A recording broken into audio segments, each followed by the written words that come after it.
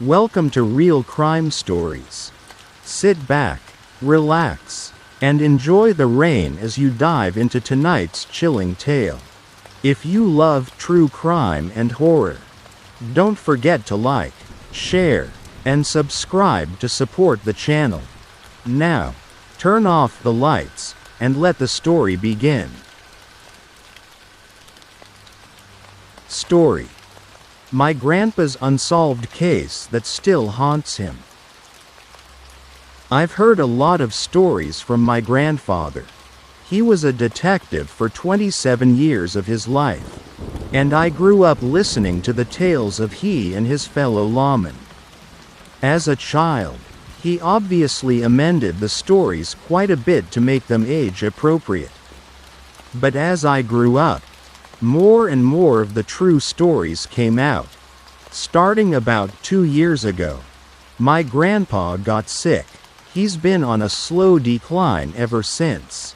And while it's been one of the hardest things I've ever had to deal with, his illness acted as the catalyst for a set of stories he'd never before brought up.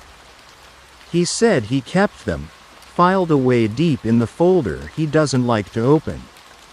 He calls them the impossible ones. But this last one, the one he told me last night, he says it's the one that still keeps him up some nights. The one he thinks about every day. He said he's looked over the case files more times than he can remember. Done a full re-examination of it all more times than he can remember. And it never makes any more sense. He said he only told me now because he can feel in his bones that he doesn't have a lot of time left. I recorded him telling me the story. So what follows is my transcription of the case. Verbatim. I've only excluded his coughing fits and any off-topic remarks made during the telling of the case. The case was a murder, kidnapping.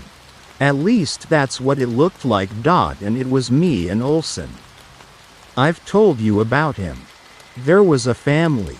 The Nebels. There was Benjamin, the husband, Jennifer, the wife, and Katie, their 6-year-old daughter. One of their neighbors had gone out for the paper around 6 a.m. and saw the Nebels' front door wide open. When she went over to see if everything was okay, she saw the wife's body. The neighbor called 911 and eventually we were sent over there. Now, when I say there was no outward signs of a struggle, I mean it. There was no sign whatsoever that anything had happened. Well, except for the dead body. But even her body, there were no wounds, no marks of any kind. I'm getting ahead of myself. On our way to the house, it came over the radio that the husband and daughter were unaccounted for. If you're thinking, the husband did it, we did too, obviously. Problem was, both the family's cars were still in the garage. So we think they might be on foot. Some officers canvassed the neighborhood, and no one had seen them, including 2 neighbors that were on their porches for hours starting in the early morning. No one had heard any kind of commotion coming from their house either. I mentioned the wife's body. She didn't have a hair out of place. She was on her back in the kitchen. About a third of her upper body was under the table. We found out after the autopsy that, well, she just died. There was no cause that they could find. She'd been a perfectly healthy woman.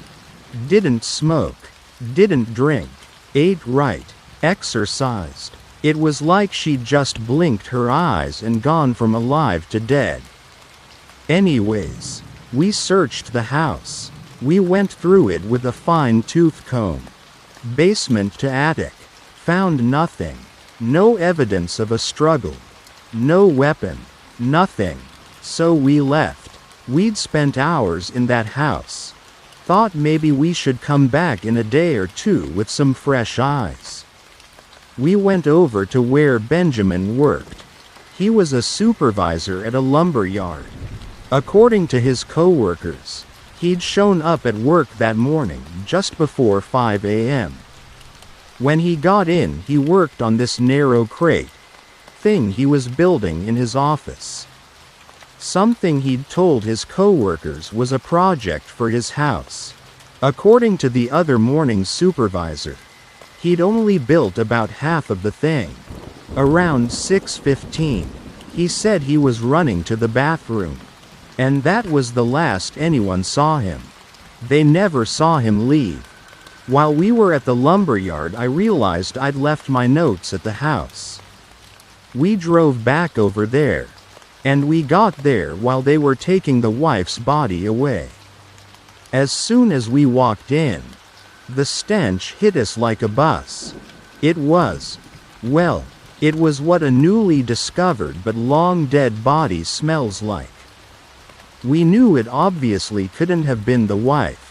We asked a few of the officers and forensics folks that were still at the house what the smell was. And they told us that it had only started a few minutes before we'd gotten back there. I'm not exaggerating when I say the smell was everywhere in the house.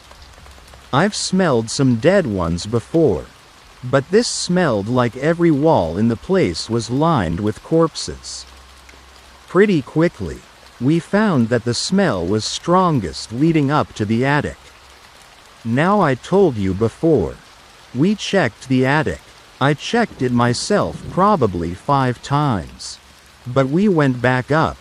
Me and Olson. I was up the little pull-down ladder first. And when I poked my head up, I saw something. I saw a piece of wood. Like a box. You know, a crate. It was shaped kind of like a rifle case. Maybe 3 feet tall, 2 feet wide, maybe 6 inches deep, rectangular. It was standing straight up, and there was blood leaking from it. We called the photographers and all the people in there. They all do their thing. And finally they pull out all the nails and open the box. Out falls the husband. Think about that. This guy was maybe 5 feet 10, 140 pounds, and he was put in a 3 foot by 2 foot by 6 inch crate. His bones were just a mess. His insides, all his organs, they were flattened. They were just wet, squishy pieces of fabric. Almost. He was stuffed in there like, I don't know what like. He was just a rectangle of blood, skin, and parts. His skin had the discoloration of a body that had been dead for about 2 weeks. Which obviously didn't make sense since they'd seen him at work that morning. He was also missing his eyeballs. We were standing there trying to rationalize the whole situation when something caught everyone's ears at the same time. A little girl's voice, calling out for help. What followed was a sequence of all the people in the attic, and the rest of the house, and the people out on the lawn, and the few people that were standing on the other side of the yellow tape. All saying some variation of the phrase, "It sounds like it's coming from over there." Problem was, every single person swore they heard it coming from a different direction. Me, I heard it from right above me. No kidding. The first time I heard that little voice say, "Help me," I looked straight up, right up to the rafters. Of course she wasn't there. It was just my brain's response to where it perceived her voice as coming from. We had to listen to every one of these people tell us where they thought they heard her voice coming from. People swore up and down they heard it coming from the kitchen cabinets, the bedroom closets, the refrigerator, the tank behind the toilet, for God's sake. People on the street said they heard it from underneath cars, behind trees, on the sides of the houses next to the Nebels.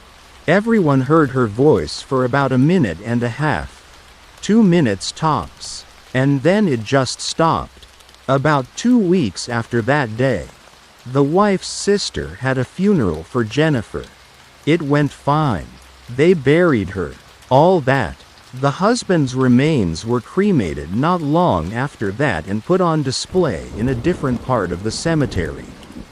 I don't remember exactly when it happened, but at some point over the few weeks after he was cremated, someone stole his urn. It was missing for about 6 months. And then one day we get a call. Find out a groundskeeper at the cemetery had called in. The wife had been dug up and posed like she was leaning against the grave, just relaxing. She had the urn in her hands, but it was wrapped in skin. Well, they tested it, and it was the husband's skin. They'd pretty well reconstructed the man after he poured out the crate. And he hadn't been missing any skin. And remember I told you his skin was discolored? Well, this skin was perfectly preserved. And inside the urn, with his ashes, there were 3 eyeballs. Only one of them was the husband's. It's been, what, 22 years. I still hear that girl's voice calling out sometimes. And I don't mean my memory or mind is playing tricks on me. Ask your grandmother. She's heard her. The same 6-year-old voice. And then, I remember it was May 12th, 2007. I was going to pick up a pizza for us. I saw that girl. I saw Katie Nabel. I don't mean I saw her grown up. I don't mean I saw a little girl that looked like her when she was young. I mean I saw that fucking kid. She was standing outside the Walgreens right by our old house, crying. I pulled over and got out of the car. And I started to walk up to her. I can't explain how I felt in that moment. I was nauseous. I was so afraid, terrified, more than I've ever been. She looked right at me and said in that same voice, "Help me, please. I don't know what the hell happened." But she just disappeared. I never took my eyes off her. She was just there 1 second, gone the next. I thought I was losing my mind. I was seriously worried about my mental health. But then, about an hour after I got back home, the phone rang. It was Olson. Hadn't talked to the son of a bitch in 5 years. And he called me that night. Said he saw Katie Nabel sitting on a bus stop bench, crying. He lived on the other side of the country. ... Killed himself the next day. My grandpa took a deep breath after that. There's never a good ending to these stories.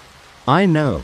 If there was, they wouldn't be the impossible ones. I'd have figured them out one way or the other. And I know I've told you some others. But that girl's voice still wakes me up in the middle of the night. Sometimes I hear it from downstairs. Sometimes from the bathroom. Ellipsis. Sometimes I'll be laying on my side, facing away from your grandmother. And it'll sound like it's coming from her mouth. We never found a trace of that girl. Nothing. I told you what they do with those cases. God damn it. I'm sorry. That's it. That's the worst one. Some of the other ones might sound worse to you. But that's the worst for me. Okay. Back before me and Olson were partners, I was with this guy Manth. He was a weird son of a bitch.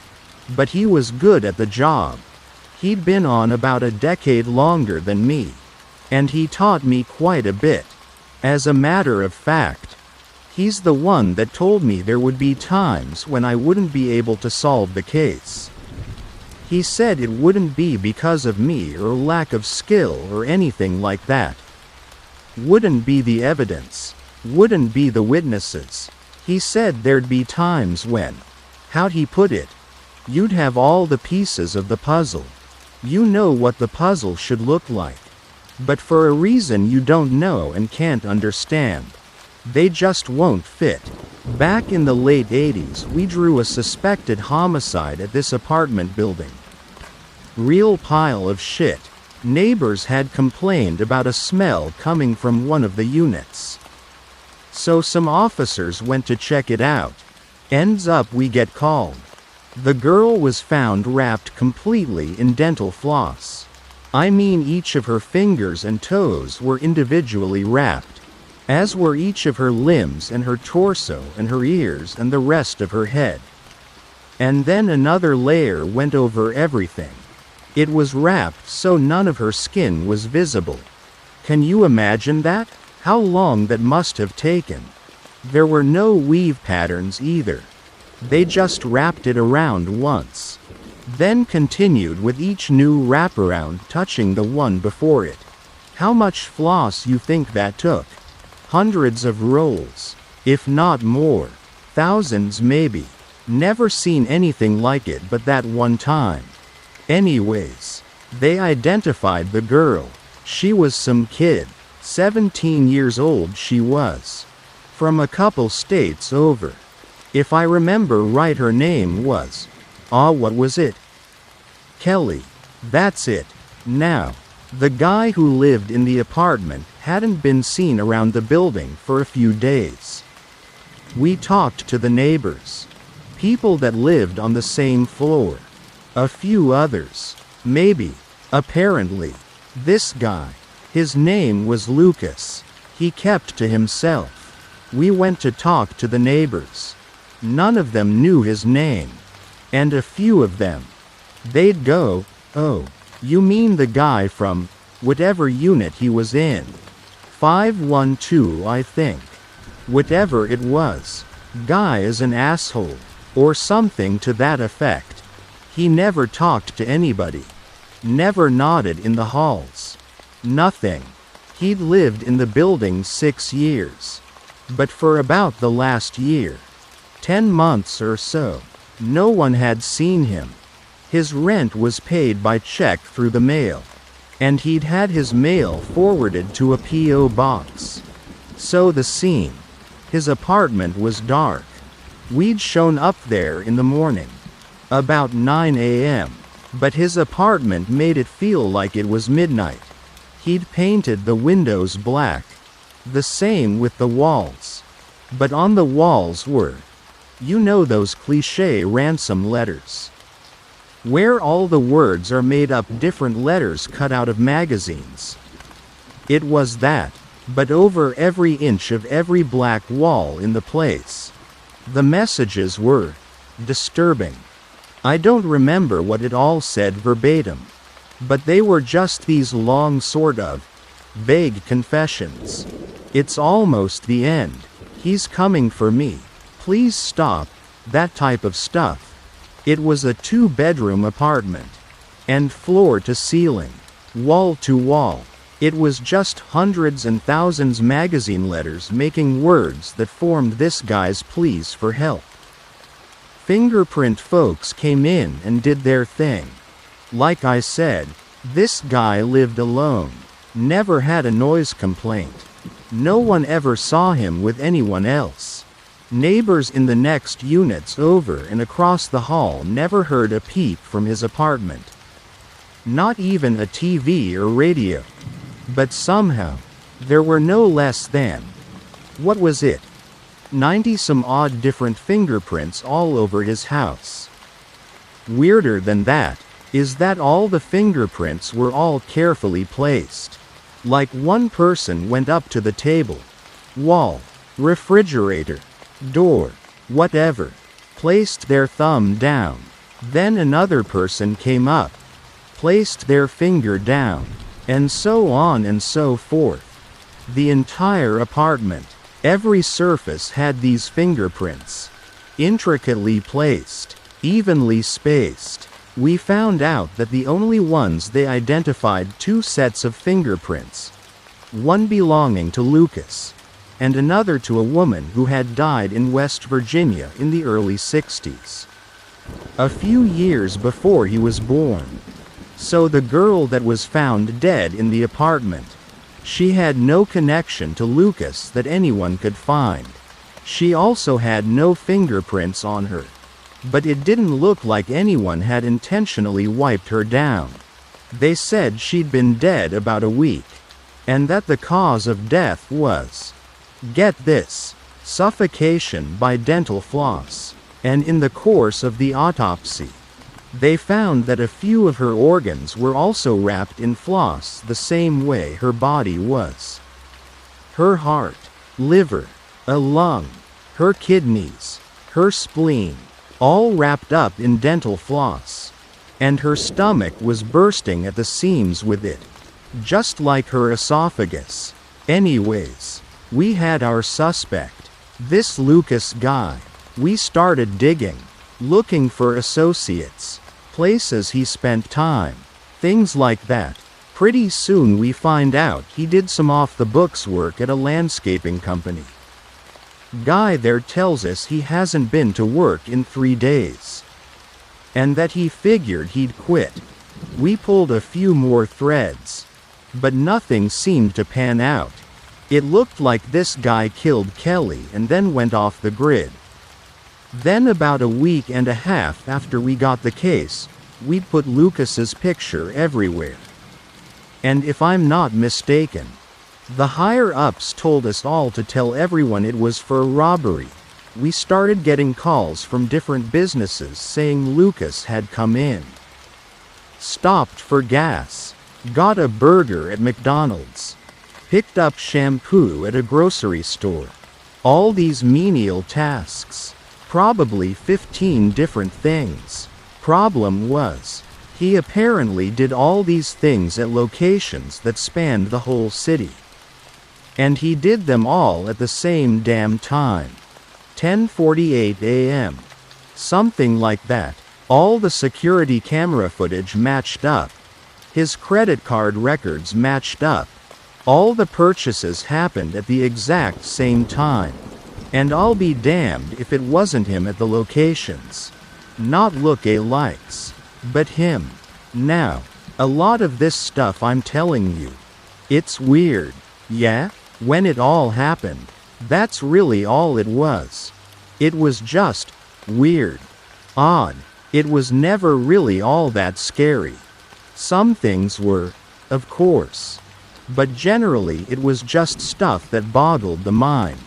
When we watched those security tapes.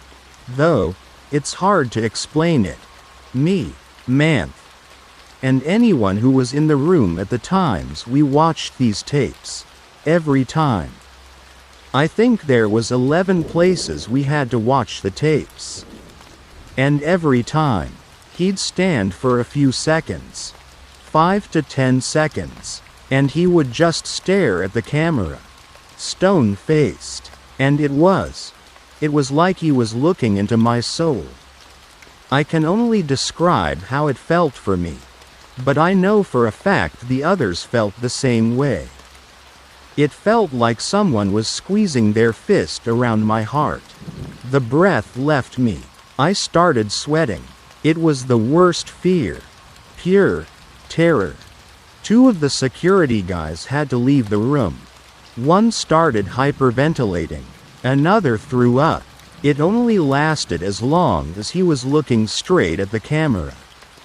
When he'd look away, everyone would breathe a sigh of relief. It was, anyways, Manth. He came to me the last day of us going over the security cameras. And he told me he had something. Son of a bitch had gone over the pictures from the apartment, of all the magazine letters. And he found a pattern. There were certain letters that were written in a particular font. He put those through a cipher. What did he call it? C's, Caesarean shift. If you moved the letters around. I don't remember how many. 4, 5, something. It made a name that kept repeating. It was the longest of long shots. But we started looking into Bruce Hiller. Turns out Bruce Hiller has another apartment over in town near our own. We talk to the people there. They tell us he's the nicest guy in the world. They don't see him much. But whenever they do, he's polite, conversational, real good guy. His apartment is immaculate.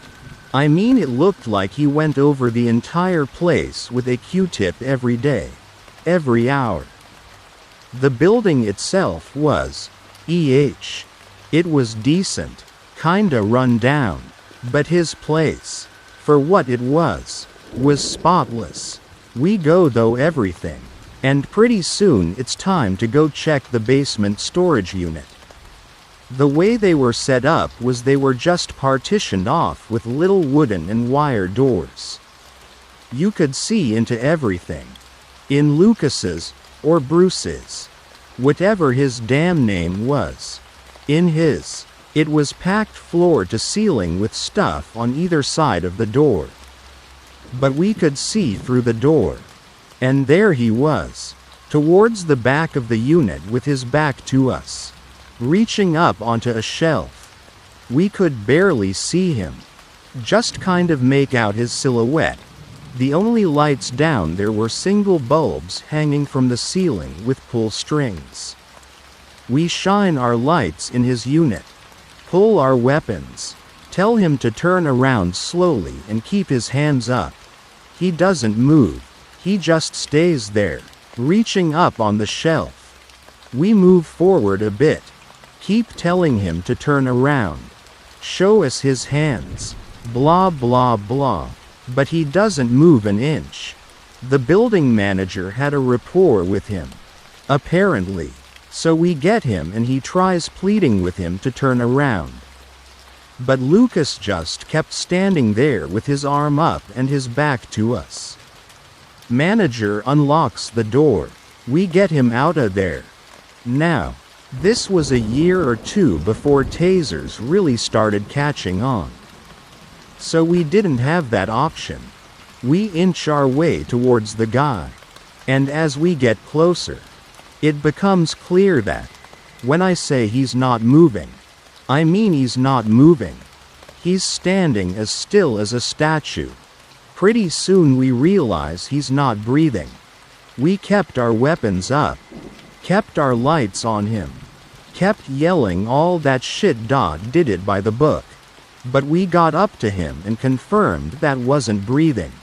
We call in the troops. When it was time to move the body, they had to tip him. It was like rigor mortis had set in while he was reaching up to the shelf. It was his face, though. It was the most anguished, terrified look I'd ever seen. Picture yourself screaming at the top of your lungs. And think about what your face looks like when you do that. That was his face. We asked the people who lived above his storage unit if they'd heard anything. Of course they hadn't. When Mance saw the guy, it did something to him. I mean, I saw Lucas's face. It scared the Christ out of me. No two ways about it. Gave me that same feeling as when we watched the security tapes. But man, the guy never said another word. Ever. Never spoke to me. His wife. His kids. Never said another word as far as I know. Last I heard he was living in an old folks' home.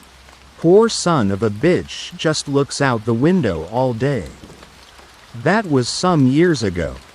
Though. I hope for his sake he's dead. Terrible as it sounds. They did an autopsy. And, well, it was something with his heart. Blood pressure. Something. But what it came down to was that he was literally scared to death. I didn't think it was real. But they assured us it was the only explanation. That was it. He died. We never found anything else on his connection to the girl. Why he had an alias. Why he had a second apartment. Nothing. We did find what the tip of his finger was touching when he was reaching up on that shelf. Though, there was a ball of dental floss. Maybe the size of I don't know. A racquetball. You know. One of those bouncy blue ones? Got a call a day or two later. They told us that inside that ball of floss, 7 human teeth. Far as I know, none of them have ever been identified. It was, 1993, I think. You know, after a while these things start to blend together. Dates, some names, and I'm an old man now. That doesn't help, but I remember the important things. I don't know if it's that I just have a good memory or if these things were just burnt into my mind. Ah well, no matter. We drew a body in a department store. Kohl's department store. You know, the one right up there on North Avenue? Well, this one started off weird right off the bat. Someone placed the call for the body at about 2 in the afternoon. This is a department store that opened at 9 in the morning. 8, whenever. But it had been open. People walking around the place. For hours. So we think, okay, maybe the body was hidden somewhere in the building. Nope. The body was right inside the main entrance of the place. Right by the first checkout. Someone must have dropped the body there and took off. Right? These are all things we're thinking on the drive over.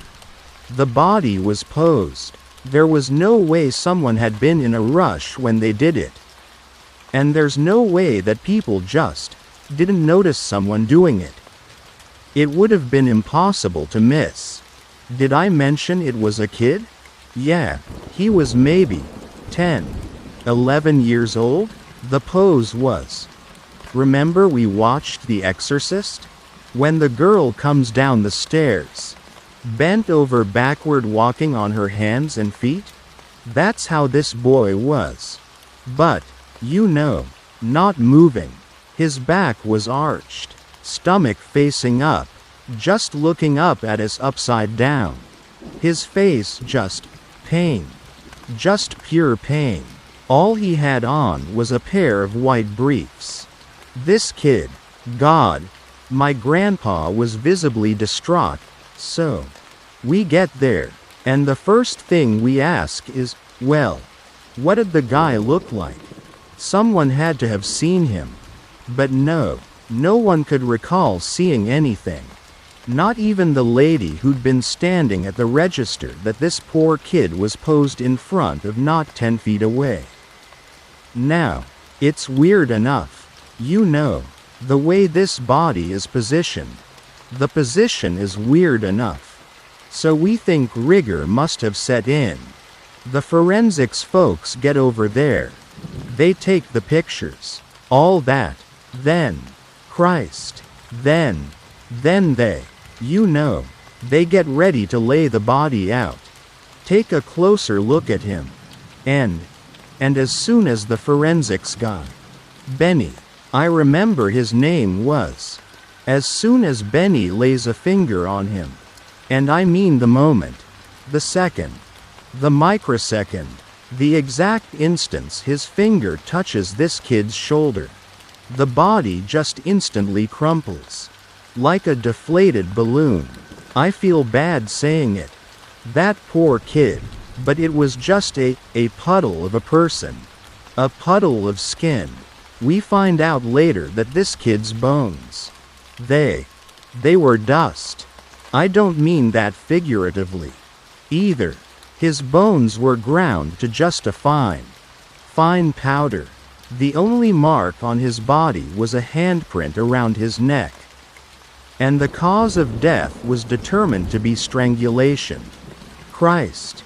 He was a goddamn kid. So anyways, we had our work cut out for us. This was a case where there were 40, 50, 60 witnesses. We checked the security cameras. And it was the most bizarre, surreal thing. The whole thing was caught on tape. At about 10:30 that morning. A person wearing all black. who kept his head down the whole time so we couldn't see his face. Came in holding the kid's hand. They went over to where the body was found. And the kid gets into the position we found him in. The guy then chokes the kid for about 40 seconds, killing him. People are just walking on by, walking around them, looking at them, but ignoring what's happened. The lady at the counter looked over a few times. Didn't do a thing. Just kept checking people out. Doing her job. The guy finishes choking the kid. Stands up. And the son of a bitch bows. And the part that really got me. People in the store gave him a round of applause. Then he just left. We were fuming. I remember I yelled at some of the employees and people that were in the store when we got there. What the hell were you doing just standing there? What the hell's the matter with you? You sons of bitches? You know? But not a one of them couldn't really explain their reaction to what had happened. They said they remembered seeing the guy, the kid, all of it, but when it was happening, it didn't feel like anything wrong was going on. They said they all saw it. But instead of being like, what the hell? It just seemed like a normal thing. We asked everyone what the guy had looked like. And they were all 100% sure in the descriptions they gave of the guy's face. By what the witnesses gave us. The guy was either white, black, Hispanic, or Asian, with brown, black, blonde, red, or gray hair, blue, green, or brown eyes, perfectly smooth or extremely wrinkled skin, a big or a small nose, and he had a picture-perfect set of pearly whites. Or he had a mouth that looked like he ate nothing but junk food and rocks and hadn't brushed a day in his life. It didn't make any sense. And with everyone having no real idea what they saw, none of what they gave us was a help. At all. Remember I said the body was called in around 2 in the afternoon? And yeah, that means people were coming in and just ignoring. Not realizing, I don't know, whatever the hell was happening. But no one did anything about the body for almost 4 hours. We went to listen to the 911 call. And we find out it came from the payphone right across the street from the Kohl's. At the McDonald's there used to be a payphone. Now, I heard a gravelly, deep voice, but Olsen, he heard someone more high-pitched. Doesn't really matter. Just another weird thing about this. Operator goes, 911. Yada yada yada. Guy says, did anyone call yet? Operator goes, I'm sorry? Did anyone call about the body yet? What body? Guy gets all frustrated. Starts huffing and puffing. Goes, there's a body at Kohl's. North Avenue. Do your fucking job. Your goddamn job. Whatever he said. Then he goes, I don't have all day. We end up looking at the security tapes from the McDonald's there. And right after the guy did what he did to the boy, he walked over to the McDonald's and sat at one of the tables outside. And he just sat there, staring at the Kohl's, just waiting. Didn't budge an inch from about 10:35 until he called around 2. Just sat there like a statue, staring. Then he got up and made the call. After he hung up, he stood at the payphone, not moving, watching the Kohl's from there. Watched the black and whites show up. Watched us show up. Then finally around 4 he just left. Took off down the street. This was one where we didn't really find anything. Never found out who the boy was. No one ever reported him missing. Certainly never found the guy that killed him. Get this, though. A whole mess of people that were in the store when he did what he did. They ended up killing themselves. 6 or 7 of them in the months immediately following that day. Then, I found out when the case was reopened. Guy who took it over. Young guy named Smith. He went to re-interview some of the witnesses. And 16 more had committed suicide. Guy didn't just kill the boy. Whatever he did, whatever he was, he took a whole lot more people with him. That boy, though, I'll never get that sight out of my eyes. The way he was posed. I thank God I never saw anything like that again. Some of the other cases might have affected me more overall. But that was a sight that was the one. It's not always people, you know. The impossible ones weren't limited to just people. Back in the late 80s, early 90s maybe, we caught a call. A suspected murder had taken place. Mail had filled up the mailbox. Eventually someone called the police for a wellness check. Some uniforms go to check, look through the window, and they see blood on the living room carpet and ceiling. They go in, clear the house. We get called. I remember the phone call. It was the same as the calls for the impossible cases. Yeah, Grandpa's name, it's another one. We could always tell how shitty our day was going to be by the tone of voice of whoever called us. It was me and a temporary partner I had. This guy Malloy. He'd come over from across the state. But like every detective, he was familiar with the impossible ones. Though he said at his last shop, they were referred to as the unexplained. Different name. But the same mind-boggling bullshit. Anyways, we pull up to the house and find everyone standing outside it. We get out of the car thinking they're just trying to preserve the scene. But then we see that everyone is real on edge, jumping when we shut our doors. Staring at the ground, you know, just acting real antsy. We ask them what's going on. But no one will say a word. We go around asking if the house has been cleared. And finally a uniformed, looked like his first day on the job, nods his head a little bit. Malloy and I go in the house. And, you know, it looks normal. Just a normal suburban house. There was a stain on the living room carpet. And it was very clearly blood.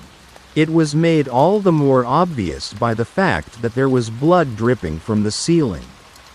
You ever seen a ceiling with flood damage? Where it looks like dropping a feather on it from the other side is gonna make it come crashing down. That's how the spot above the stain was. It was dark red and looked thin as wet tissue. So obviously, we think there must be a body upstairs.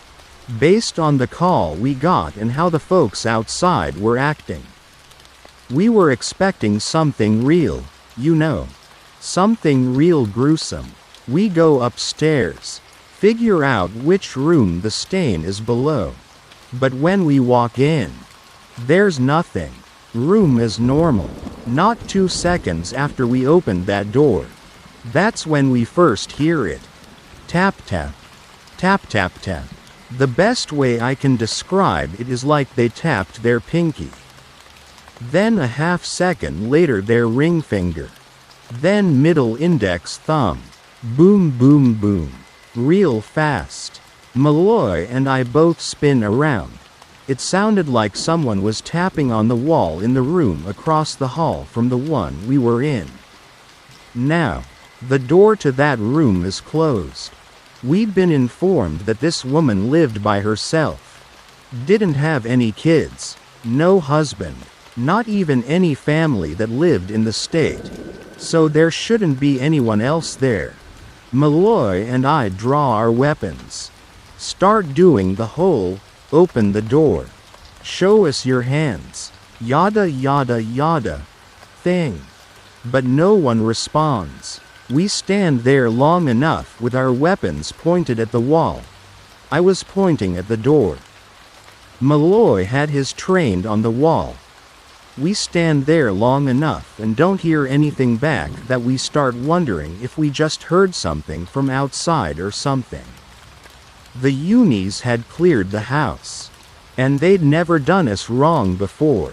But with how weird they were acting, we wanted to be sure.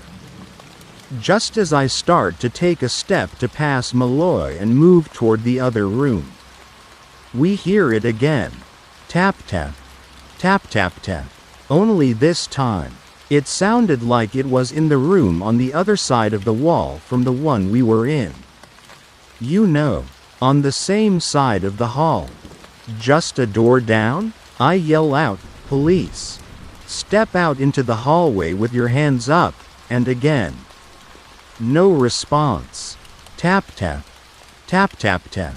This one comes from the opposite wall from the previous one, which would put whoever was doing it on the steps leading upstairs. Malloy was still standing in the doorway, so he took a step and leaned over to take a look. Then looked over to me and shook his head. There wasn't anyone there. The next set of taps. That same pattern. They came from above us. Like in the attic. Then higher up on the wall by the stairs. Then down the hall.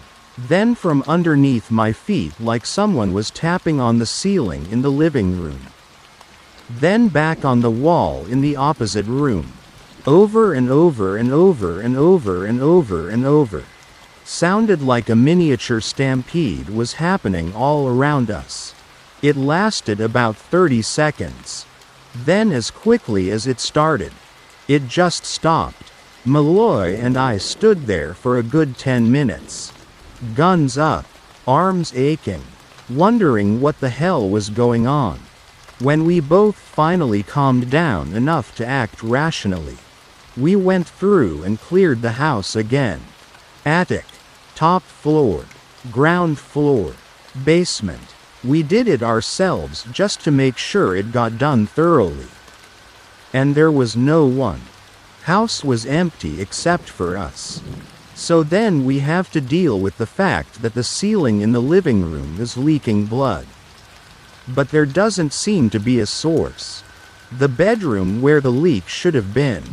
Where the body should have been. There was a throw rug in there. You know, over the hardwood floor.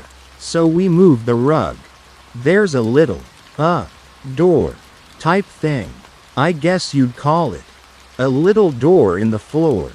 Maybe the size of a pack of cigarettes.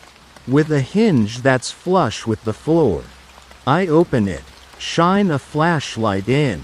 But there's nothing there. No source for where the blood could be coming from.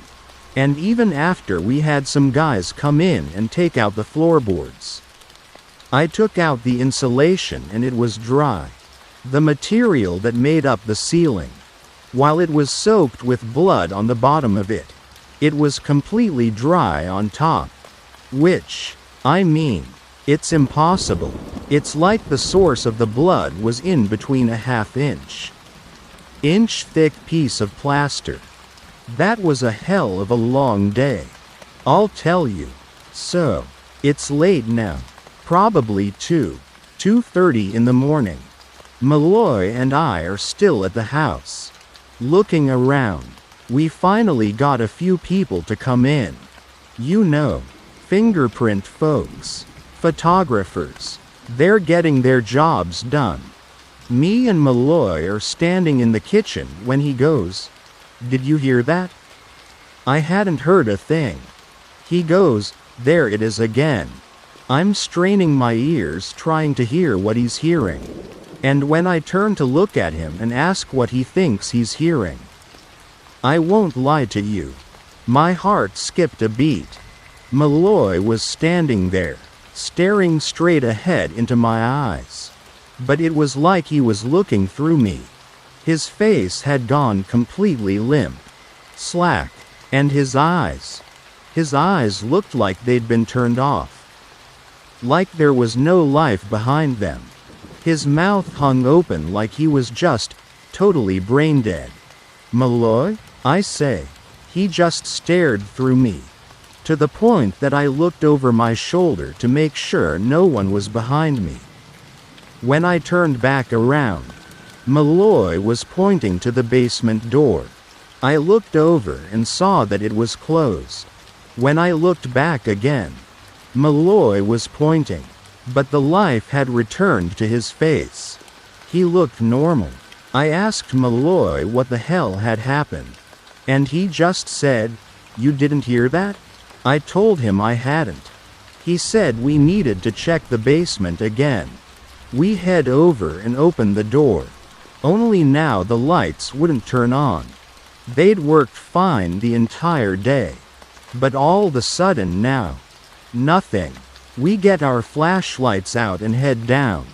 I asked him why we're checking the basement again, but he just kept saying, "We need to check the basement again." You didn't hear that? We get down there, and everything looks the same as it had all day. Tap tap. Tap tap tap. The taps sounded like they were against one of the metal racks that lined the basement walls. We shine our lights all around. There's nothing. No one. Tap tap. Tap tap tap. This time it sounds like it's on a cardboard box. You didn't hear that? Malloy says again. The tapping starts all around us. It's on metal, cardboard, plastic, wood, drywall, plaster. It gets to the point that it's deafening. I shine my light all around and it eventually lands on Malloy, who had at some point moved to the corner. He had that same dead look on his face again, and he was pointing towards the ceiling, just behind me. I consider myself something of a brave man, but in that moment, I was about as scared as I could have been. I did not want to look behind me. It felt like something was there, looking at me, waiting for me to turn around. You didn't hear that? Malloy said again. You didn't hear that? You didn't hear that? You didn't hear that? You didn't hear that? You didn't hear that? He just kept repeating it, over and over and over. Then he started slurring his words, like he'd sound if he was drunk. I'm yelling out at him to shut his mouth, scared out of my mind. And so, there's already been a lot of this that makes you scratch your head.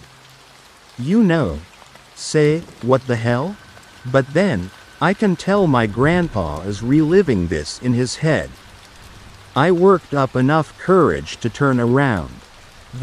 Malloy was still repeating that over and over.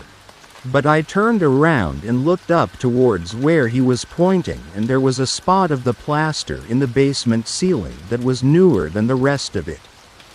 The same size as that little door in the floor on the second level. We'd been through the house more times than I can remember, and neither of us had noticed that door until now, which seemed unlikely. The tapping seems to be getting louder, faster. I got Malloy yelling over and over. And I'm so afraid. I think I might piss myself. It gets so loud that I cover my ears. Start hunching over. I mean, it sounded like you could have heard it on the other side of the neighborhood. Then it all stopped again. I looked over to Malloy and saw him sobbing into his hands. Then he walked up the basement stairs without saying a word. I wanted to get the hell out of there, but at the same time I didn't want to skimp on my duties.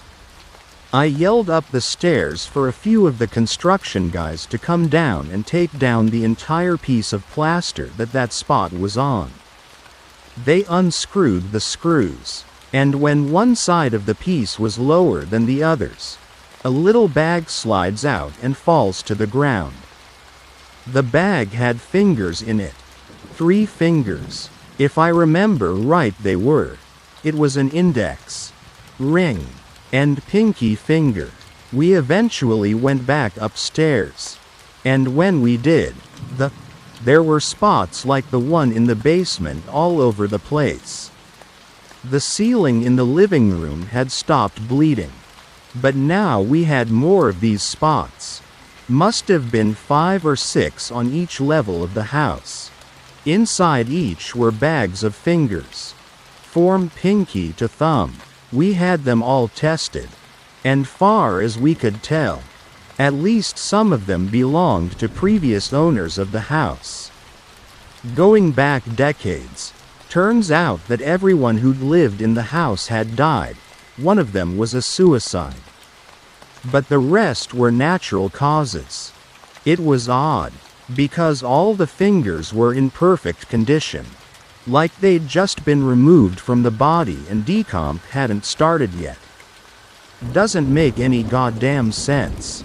Malloy, that poor bastard, he quit the job the following day. Refused to talk about what was going on in his head during that day.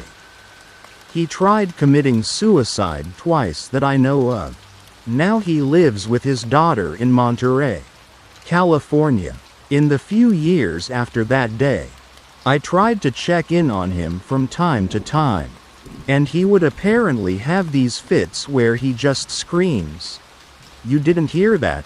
Over and over. I was supposed to go back to that house a few days later. I showed up, and when I got to the front door, I just couldn't do it. That fear set in again. Made me feel like I was gonna pass out.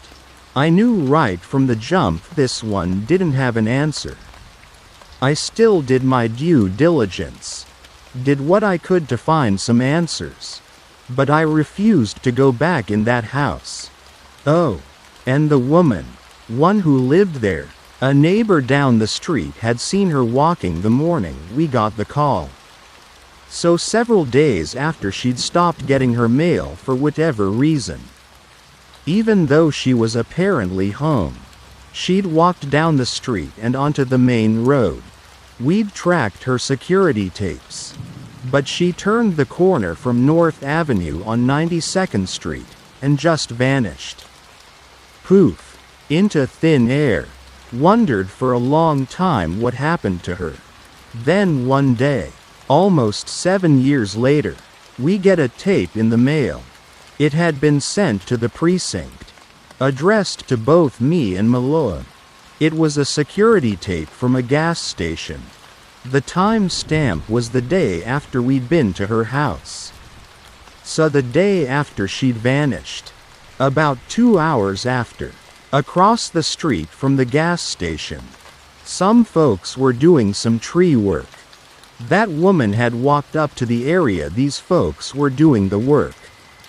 Set her purse down with her ID on top of it. Leaned forward, and went head first into a wood chipper. Messed up, right? Well, even more messed up than that? The tape came from a gas station in Florida. About 1.200 miles. Never did figure out how she got from the corner of 92nd and North to Tampa Bay, Florida in under 2 hours. So the very first one. The first impossible one. That was, what, 76, 77 feet? Somewhere in there. Around a year after I made detective. Anyways, I'm sitting at my desk when the sergeant comes up and whispers something to my partner. This guy, man. I think I told you about him before. You know what happened to him. So Sarge whispers to Manth and heads back to his office. Manth just kinda hangs his head a bit. I ask him what's going on, and he stands up and tells me to follow him. We go to the car. And on our way to wherever we're going, he gives me a little speech. Now, I'm paraphrasing here. I've been a detective 11 years now. Steve, my grandpa said it was fine if I used his name. I've solved a lot of cases. I'm not the best detective there's ever been. But I'm damn good at my job. Generally speaking, if there's a murder, I'll get the guy, or gal.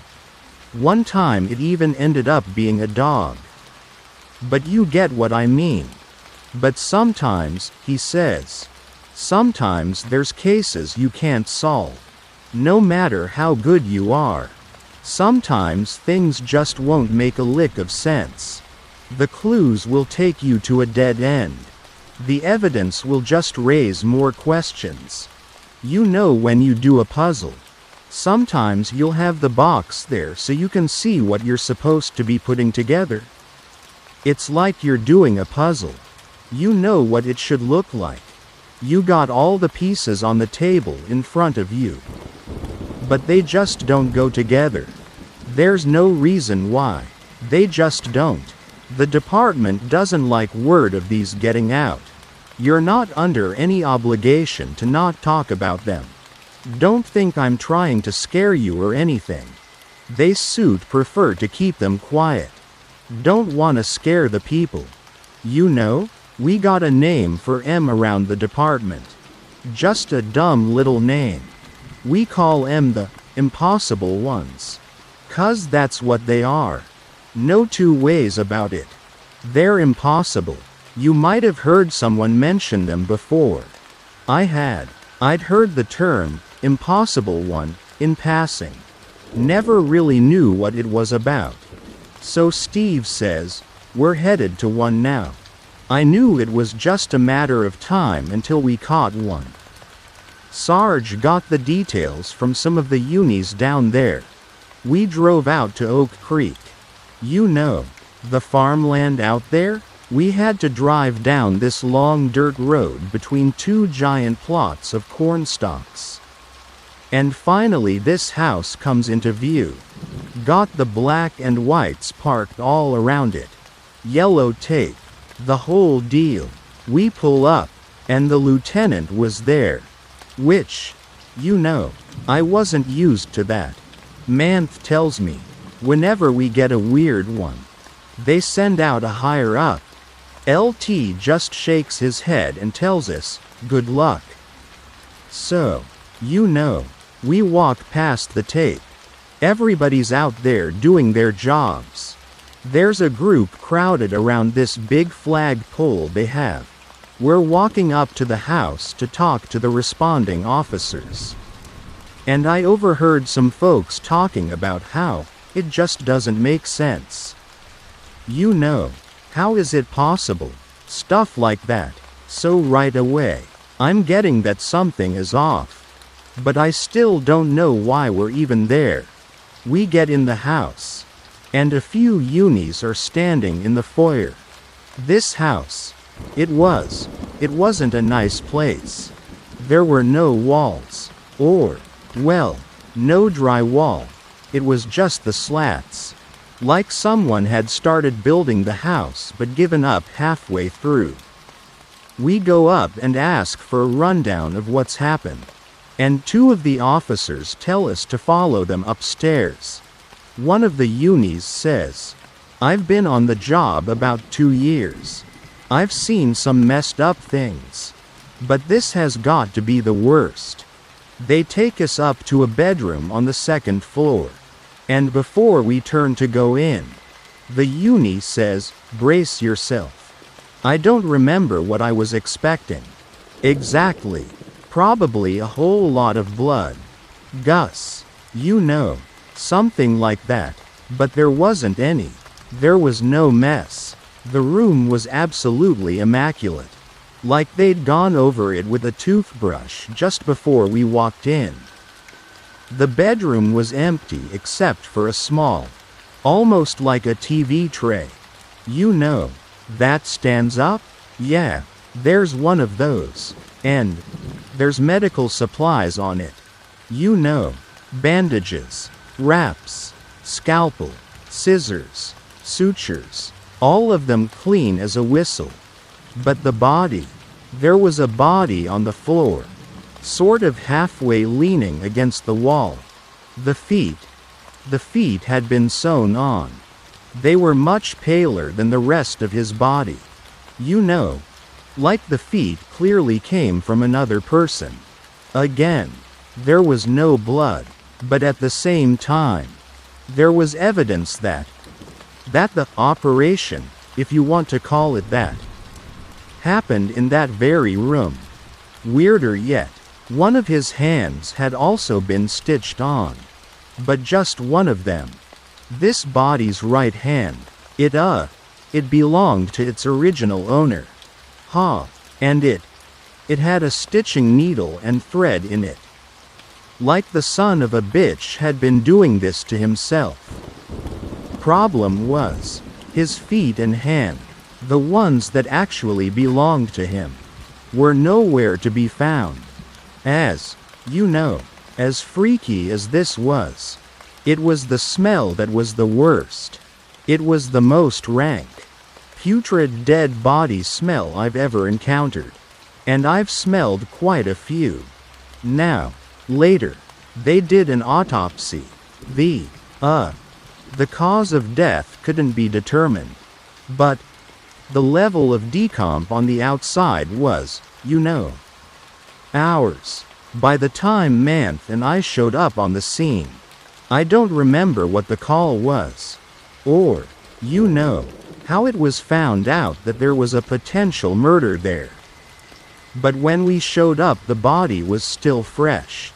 They did the autopsy not long after that, and the decomp on the inside of the body.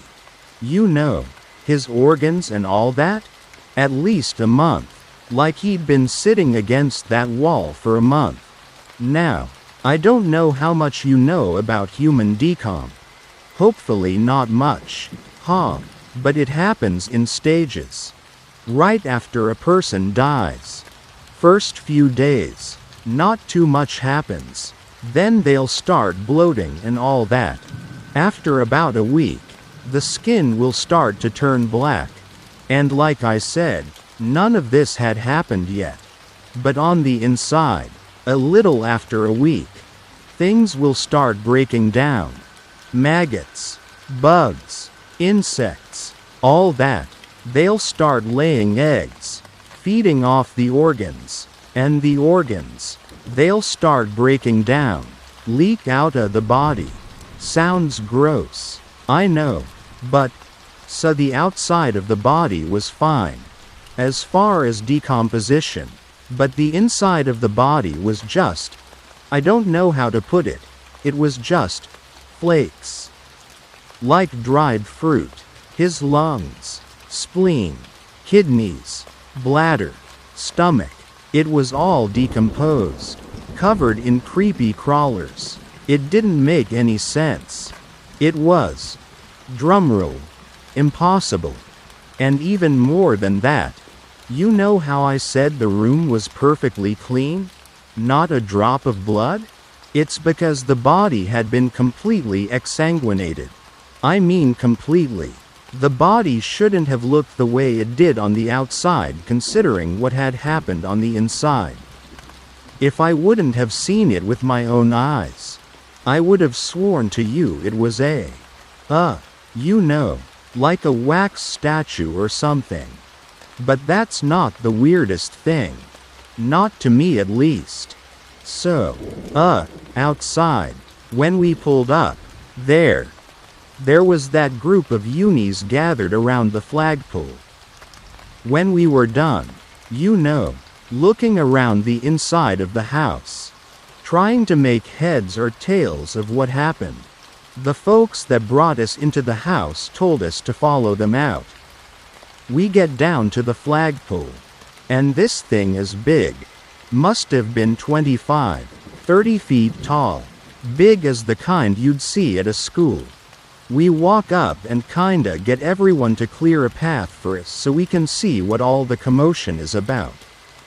Manth was walking ahead of me, and I just hear him say, "Jesus fucking Christ." I look around him and I see what everyone is looking at. There is a body at the base of the flagpole. I don't mean next to it. I don't mean near it. The flagpole had gone through the man's lower sternum. Blood had pooled around the area. And by the looks of it, the man hadn't been dead longer than a few hours.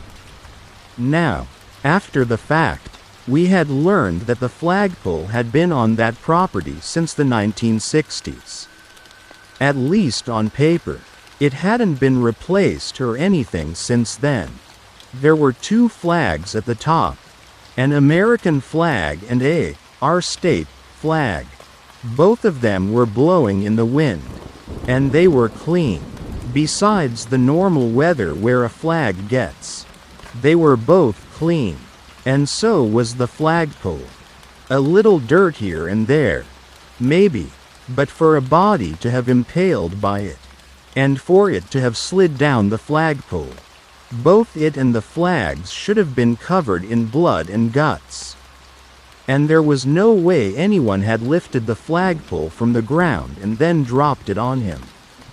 There was just no way. Craziest thing about that one? Guy had died from a brain aneurysm.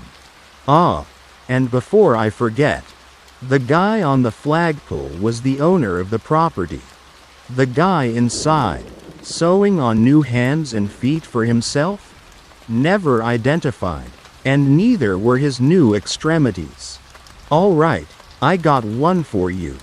In my whole career, I only ever dealt with one serial killer. You know, not that we were hoping there'd be a serial killer on the loose. Of course not. It's just, those are the cases that make careers. This was about 2 years before I was planning to retire. So, what, 99, 2000? Somewhere around there. If I could bag a serial killer, it would be the cherry on top of my whole career. I should have known right from the jump it was gonna be an impossible case. But, well, I don't know. Hope and the benefit of hindsight, I suppose. In the department, just amongst ourselves, we called this sick son of a bitch the backwards man. Hey now, we never claimed to be creative types. We called him that because we caught him on camera a few times. A bunch of times, actually. He'd approach his victims, but he'd walk up to them, backwards. He'd stand with his back to them, and he'd talk to them. He always wore the same thing. A long black coat with a big hood pulled up over his head. Winter, summer, didn't matter. Always wore the same thing. Always walked backwards. Now, if you're walking down the street and you see someone walking backwards towards you, what are you gonna do? You're gonna get out of the way of the weird son of a bitch.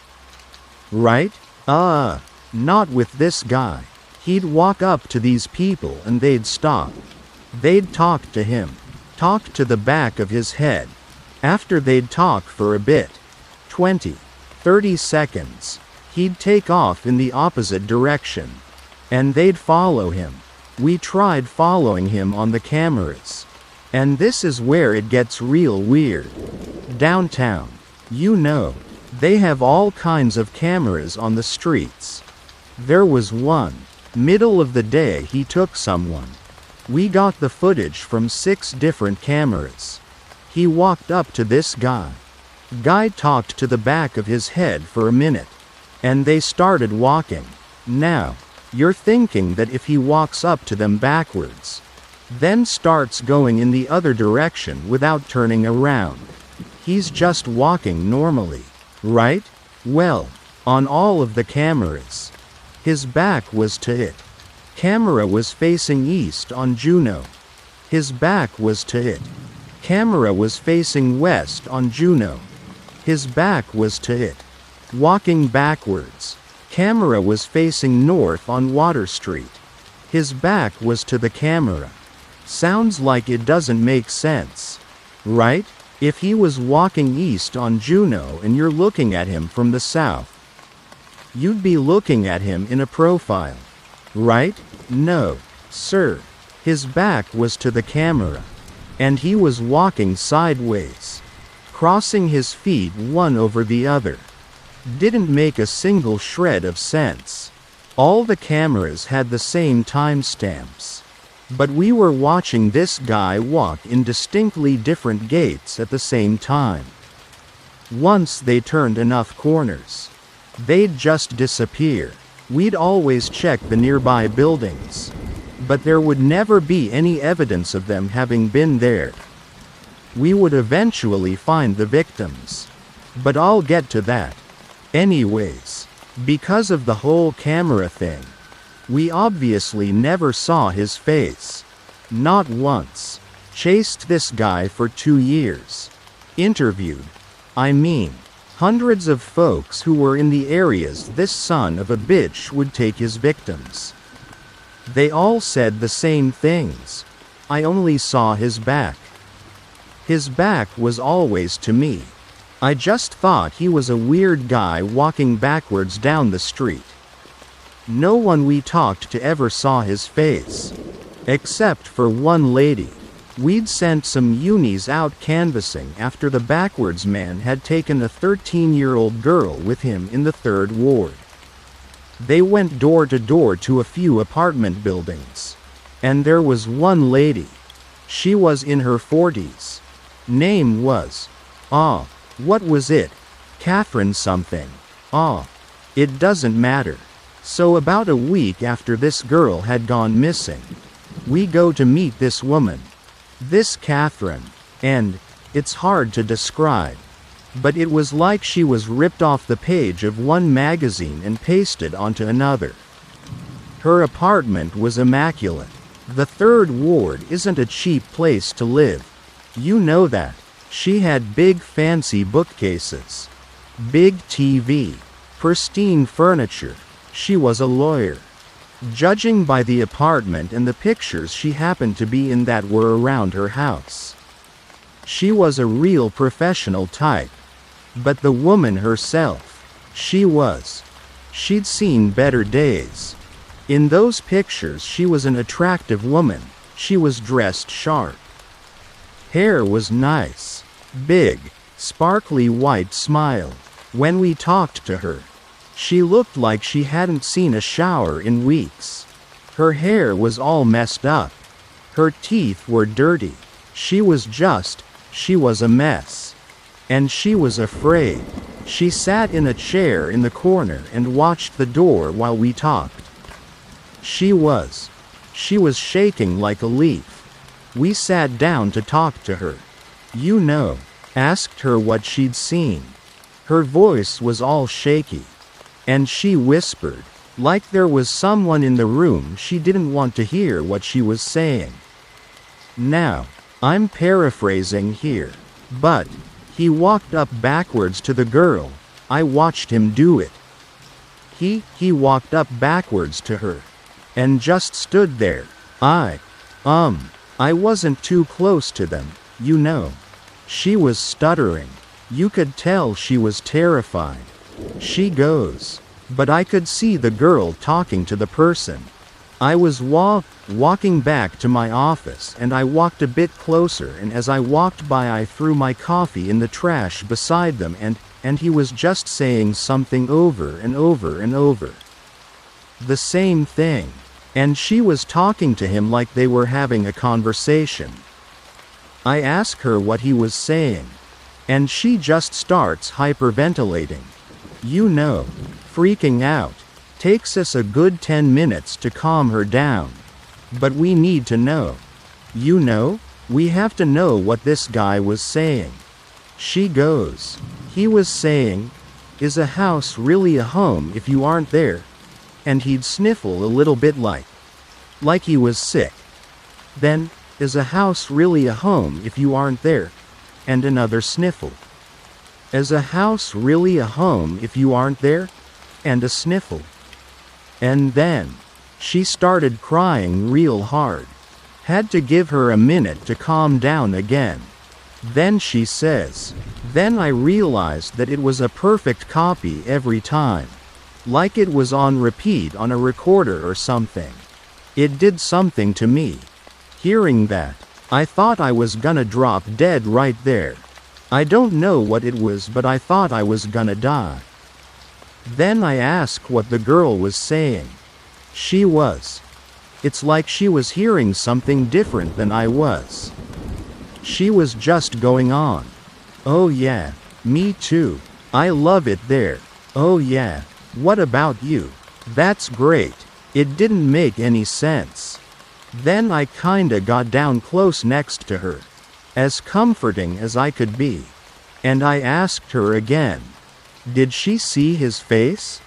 Her eyes well up with tears again. Her hands start shaking.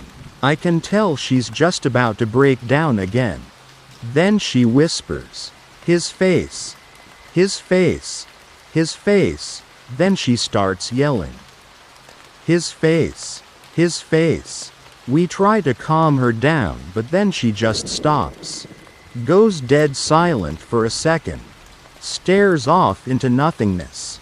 Then it's like she composed herself in the blink of an eye and she goes, "Will you excuse me? I need to use the restroom." Before I tell her to go, I ask her again if she can tell me what the guy's face looked like. She's cool as a cucumber now. And she just says, "If you'll give me a moment, I'll collect myself and be right back with you. I'm very sorry. I just need to calm down for a second." I didn't really know what else to say. I mean, her change in demeanor it was jarring. Kinda left me and my partner stunned. And I couldn't tell her, no, it was her house. She had every right to get up and go. And she did. My partner and I just kinda stood there and talked for a minute. Kinda going over what the lady had said. When she'd gone to the bathroom and closed the door, we'd walked over nearby just to keep an ear on her. She seemed unstable, but not to the point that we thought she'd try to harm herself. As I'm telling you this, I realize what it must sound like. Like this woman was on the edge, and we just let her go to the bathroom. But she was afraid. And it just seemed like shock. In that line of work, you have to be able to read people. Well, we were reading her. And neither of us felt she was at risk. The water had been running. And we'd heard a creak. Like she'd sat down on top of the toilet or leaned against the counter. Something. But that was it. No crying. Didn't sound like she was moving around at all. I knocked on the door. And we didn't get a response. Knocked again. But in a hurry. When she didn't answer, I tried to open the door. But she'd locked it. So I busted the handle. She'd taken the blades out of one of those single-use razors. There were 2 blades. I know what you're thinking. She tried to slash her wrists. Right? Wrong. She'd cut out her tongue. There was blood everywhere. All over the sink, the floor, the mirror, on top of the toilet.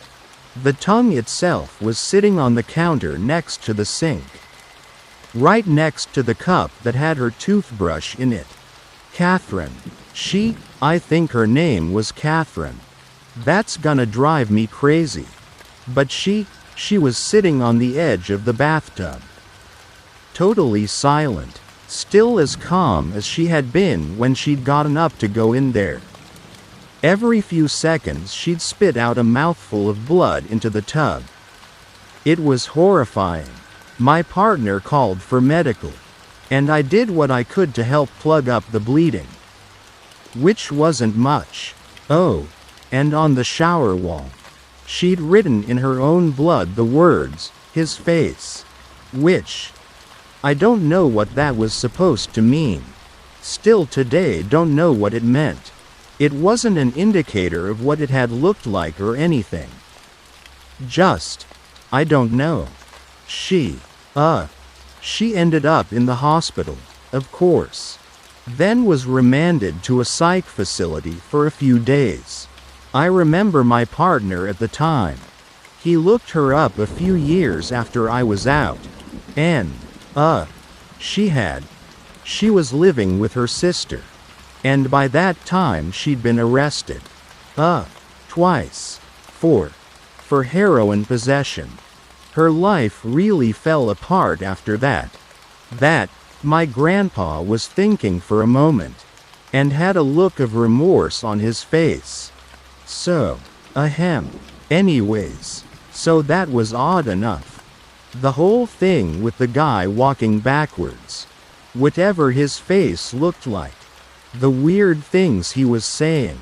But that wasn't it. So he'd take these people. We'd follow them on cameras when we could. But eventually we'd lose them. Sometimes the victims. They'd be missing for days. Sometimes weeks. The longest any of them was missing was a guy. About your age, I'm 30, he was missing for about 6 weeks. But they'd always turn up. And they'd always turn up in the same way. There'd be a call placed to 911. And the call would always essentially sound the same. We just got home. And there's a dead body in our house. So there were 7. 7 of these murders. That we know about. 3 had already happened by the time I got put on the case. The lead before me hit his 20 and left the force. So I dealt with 4 of these. The girl from the 3rd ward. She'd been missing for what was it? 2 days shy of a month. Towards the end of August. She showed up like all the others did. They were always in surrounding areas. Never anywhere near where they'd gone missing. This poor couple. The wife had come home from work about 2 minutes before her husband. And she'd walked in the house to find this 13-year-old girl's body propped up in a reclining chair in the living room. This girl's body. She'd been frozen. And when the unis got there, maybe 10 minutes after the call was made, she was still ice cold to the touch. Like she'd just been dropped there right before the wife had gotten in. Had just barely started thawing. Her skin was black, like she had the worst kind of frostbite over every inch of her body. There was dried blood coming from her nose, ears, eyes. You could barely see it. But it was there. She'd been posed. She had one leg over the other. And she had one hand held up. And the son of a bitch had put an empty champagne glass in it. But the worst part, her face. This was a pretty girl. Or she had been. But, well, her face was solid black.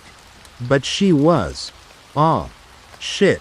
She was smiling, lips curled up, toasting like she was celebrating something. That was the worst part about it. To me at least. The other ones were. They were different but equally as twisted. One of them was the guy the first mentioned earlier.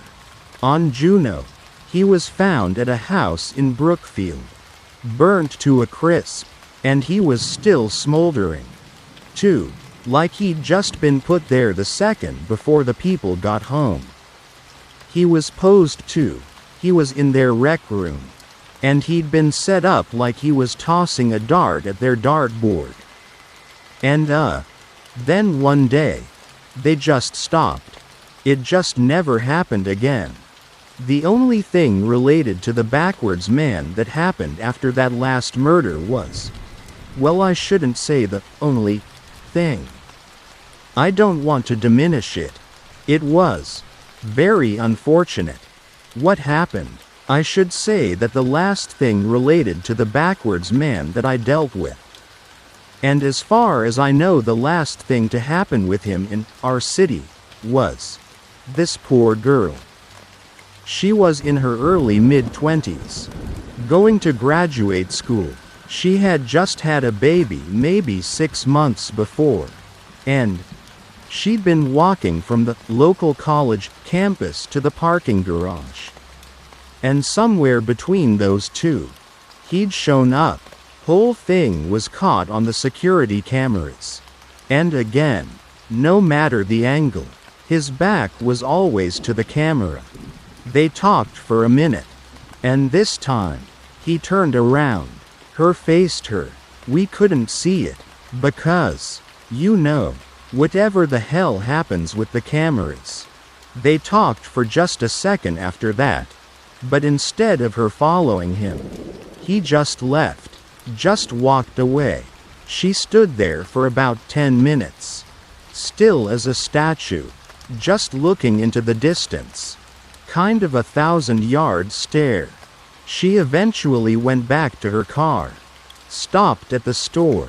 Picked up diapers. Started cooking dinner for her husband and son. While whatever they were having for dinner was cooking, she sat down at their kitchen table. Wrote something down on a piece of paper. Folded it over once. And set it down on one of the end tables next to their couch. Then she went into her closet and hung herself from one of the bars. Her husband had been playing with their son and hadn't noticed her put the piece of paper down. The smoke alarm went off. And he went looking for her.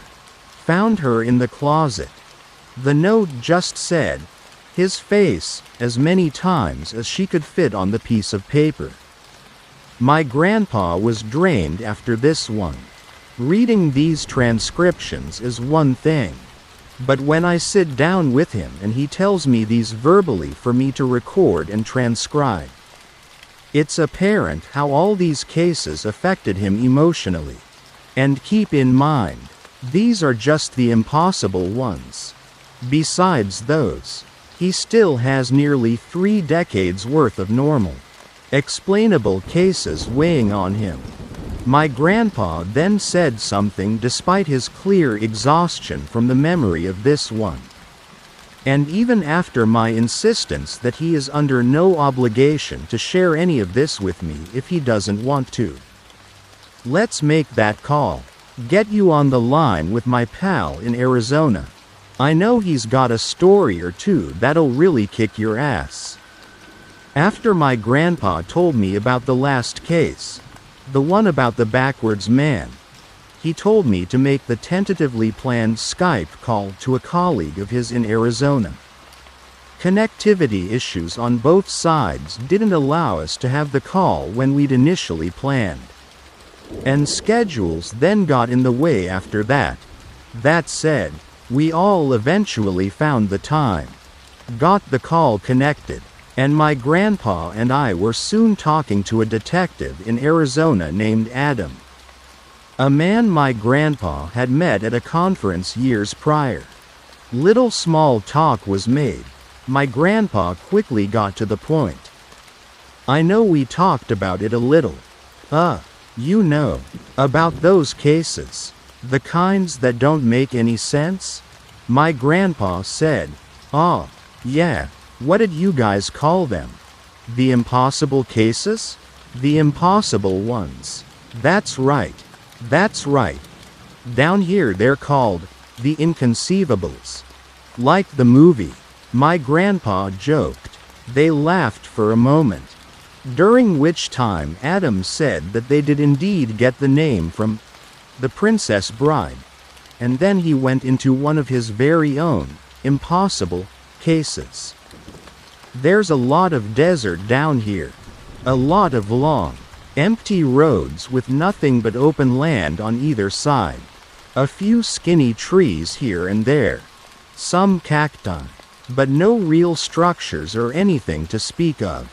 I got called out to a crime scene in had to be around 2002. It was right after 9/11. I remember. Not that one has anything to do with the other. Anyhow, I drive out there, and this is in the middle of nowhere. Like, I had to drive 20 minutes off the road just to get to it. Middle of nowhere. It was the middle of the night when I got there. 2, 3 in the morning. So they had these big floodlights set up outside the tape. And the tape was set up way farther out than I initially would have thought necessary. Real wide around the focal point of why I'd been called out. But I'll get to that. There were a few little pathways that we could take to get to her. And I was led in by one of the officers. Standing there in the middle of this big-ass area was a woman. Looked maybe about 30? She was standing mid-stride, like she was just walking through the desert, and 1 second she just... boom. Died. Her foot was pointed up like she'd just taken a step, and then she'd just frozen. We had the techs out there trying to figure out exactly where she'd come from. That was one of the weirdest things. The footprints. So, leading up to where this woman was, there were no footprints. Ground didn't have any imprints whatsoever. Not in the slightest. Not leading up to where she was standing. It was like she'd just floated down right out of the sky.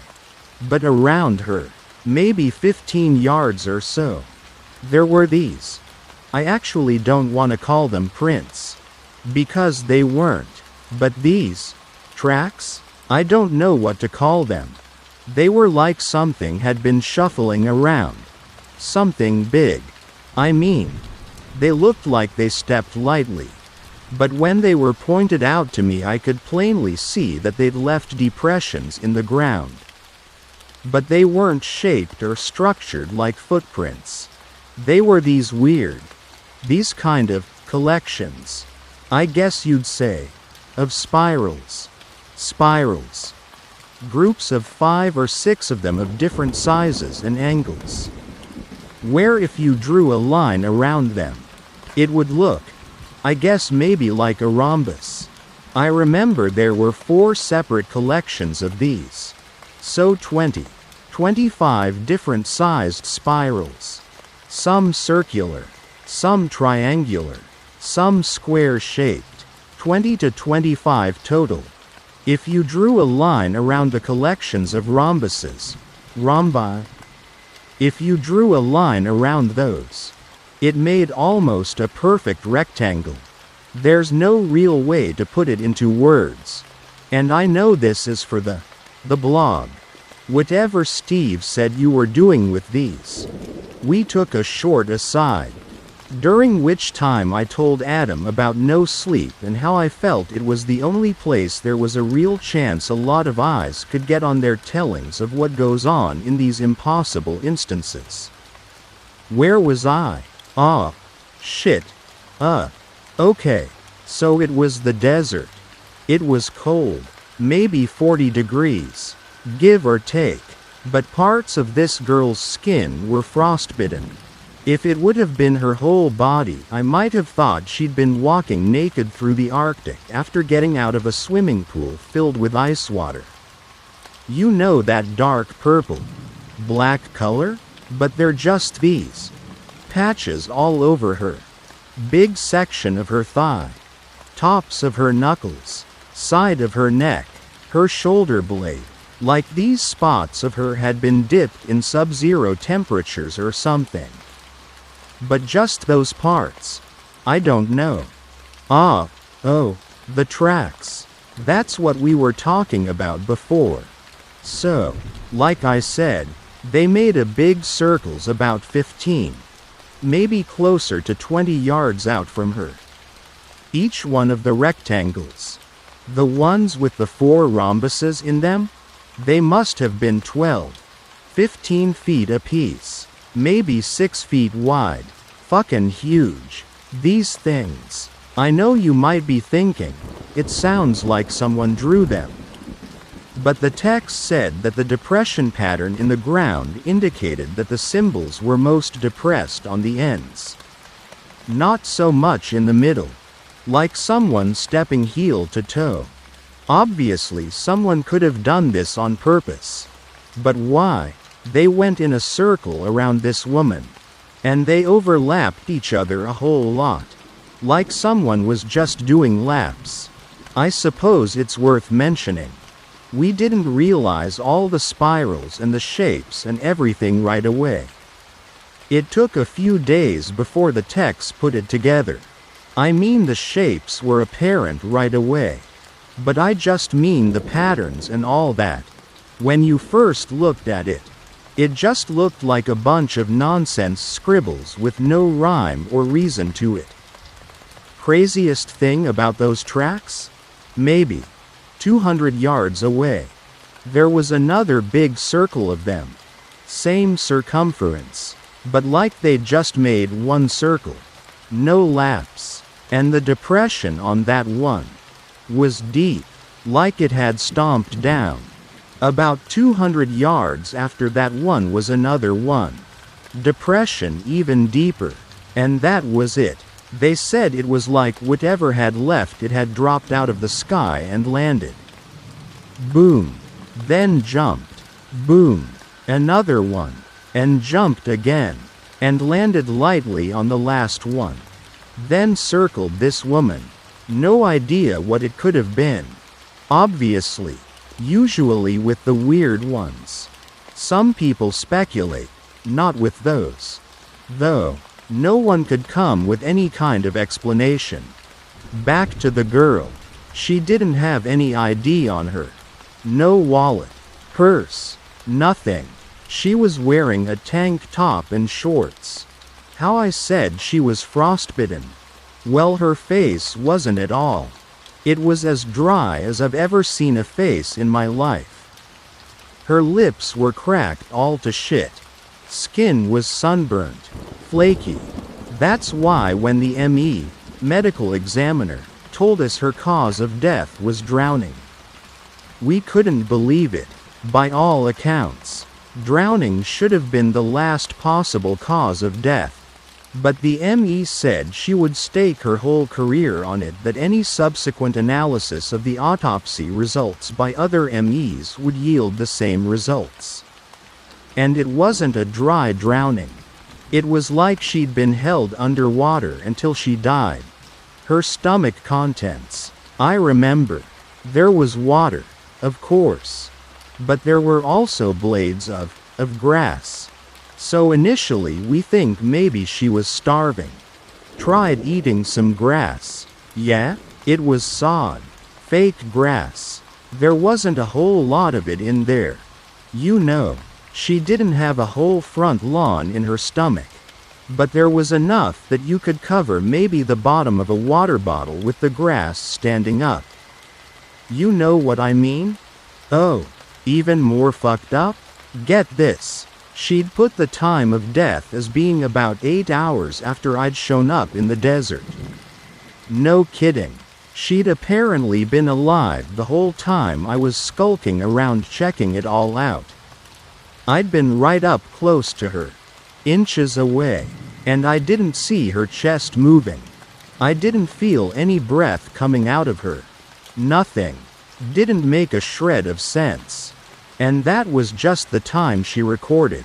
She said there were multiple factors that contradicted one another. How I said she was standing. Rigor mortis had somehow set in instantly. ME said it was impossible. But that's what it was. But despite the rigor mortis being an indicator of TOD, her stomach contents made the ME think it hadn't been that long. Same with the fact that no insects had other little creepy crawlers were anywhere near her. But then there was the fact that a few of her organs were deteriorated. Like she'd been dead for days. It was just, I still can't wrap my mind around it. Alright, anyways, we had to find out who this woman was. We started looking at recent missing persons reports. Far back as 6 months. Didn't turn up anything. Checked with the surrounding states. Nothing. Her fingerprints. Well, that wasn't like anything I'd ever seen. She had 2 sets of fingerprints on each finger. That's a bad way to put that. On each finger. She had half of one fingerprint on the left. and half of another fingerprint on the right. The lines just didn't connect like they should have. Again, it would be easier to show you what I mean. But you can't really show what I mean through the written word. But it was bizarre. We had a specialist come in, try to reconstruct the prints. But nothing came of it. Then about, maybe 3 months after she was found out there, a call was placed to 911. Word for word, a man's voice said, "The woman in the desert, Amber Lee." Then they hung up. The call was placed from a payphone outside a convenience store in Massachusetts. One that had been out of service for about 2 years. Never mind the fact that the phone didn't even work. But how the hell did someone dial 911 and get connected to dispatch across the country? We called over to Massachusetts State Police. Sent them over the woman's picture. Had them go through their databases. Missing persons. All that. There was nothing about her there. There was a woman with the name Amber Lee that lived in a suburb outside of Cambridge. But she was alive and well. We never found out who Amber Lee was or how she wound up in the desert. And, you know, that's tragic. This woman, whoever she was, she might have had family. People who loved her. Even if not, she deserved better than what happened to her. But for as tragic as what happened to her is, it's not what fucks with me. What fucks with me is the fact that there's something out in the desert. Something that even if we knew what it was and how to find it, I don't think we'd be even halfway equipped to deal with it. After he was done telling us the story, he offered to put us in touch with both his son, a current Arizona homicide detective, and a colleague out in Colorado who he knows has some crazy stories. So hopefully we'll hear from them soon. After we hung up, he called back about 2 minutes later.